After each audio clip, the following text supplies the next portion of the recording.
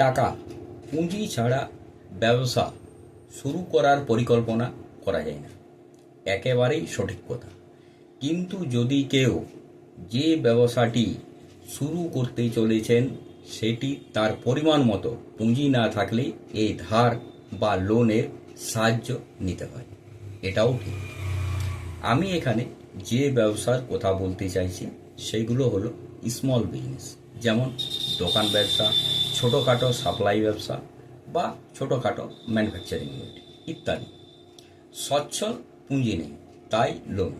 কিন্তু এই লোন করার আগে কেউ কি ভেবে দেখেন বা ভেবেচিন্তে লোন করেন?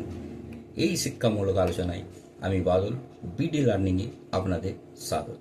যারা চ্যানেলটি নতুন দেখছেন এবং যারা এখন পর্যন্ত সাবস্ক্রাইব করেননি অবশ্যই করবেন, এবং ভিডিও ভালো লাগলে লাইক এবং শেয়ার করতে ভুলবেন না। অনেক ব্যবসাদারের কাছ থেকে শুনে থাকবেন, ব্যবসায় লোন নেওয়ার কারণে ব্যবসা তো শেষ হয়ে গেছেই, উল্টে লোনের ইএমআই গুনতে হচ্ছে। আবার এটাও শুনে থাকি, ব্যবসায় লোন করে লোনের টাকায় গাড়ি কিনে বা ট্যুর করে বা বিভিন্ন শখ মেটাতে গিয়ে ব্যবসায় পুঁজি শর্ট, কারণ লোনের ইএমআই। কিন্তু কথা হলো লোনের টাকায় ব্যবসায় সঠিকভাবে ব্যবহার না করা।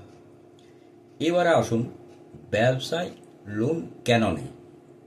এক কথায় উত্তর, পুঁজির অভাবে। আর এই পুঁজির দরকারটা কখন হয়? এক, স্টার্ট এ নিউ বিজনেস, অর্থাৎ নতুন বিজনেস শুরু করার সময়। দুই, এক্সপ্যান্ড অফ এক্সিস্টিং বিজনেস, অর্থাৎ বর্তমান যে ব্যবসাটির সঙ্গে যুক্ত তার পুঁজির বৃদ্ধির জন্য। এবারে আসি পয়েন্ট নাম্বার 1, নতুন ব্যবসা শুরু করার সময়। লোন করে যদি ব্যবসা শুরু করতে হয় সেই ক্ষেত্রে কি কি কথা মনে রাখা দরকার? প্রথমত, যে ব্যবসাটি শুরু হতে চলেছে তার পুরো ব্লুপ্রিন্ট তৈরি করা। এর মধ্যে কি কি? এক, যদি ব্যবসা স্থল বিজনেস প্লেস ভাড়া হয়ে থাকে সেক্ষেত্রে মাসিক ভাড়া কত, তার সঙ্গে মেনটেন্যান্স খরচ।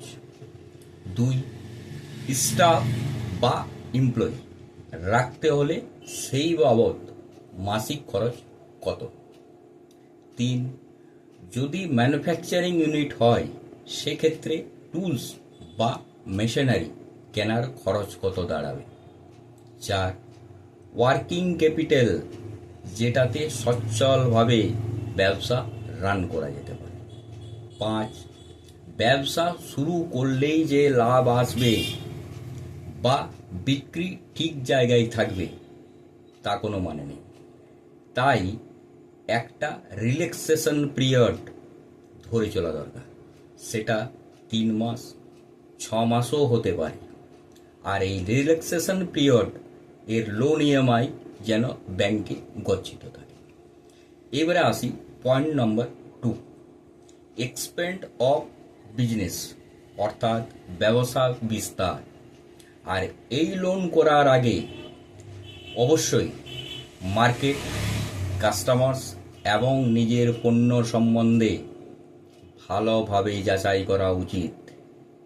সত্যি কি পুঁজি বাড়ানো দরকার?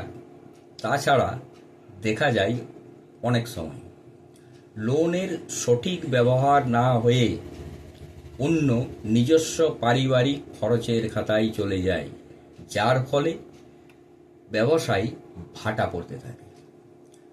সবশেষে বলবো, পুঁজি বাড়ানোর জন্য যেমন লোন প্রয়োজন, তেমনি লোনের টাকা সঠিক ব্যবহার করাটাও তার থেকে বেশি প্রয়োজন বা দরকার।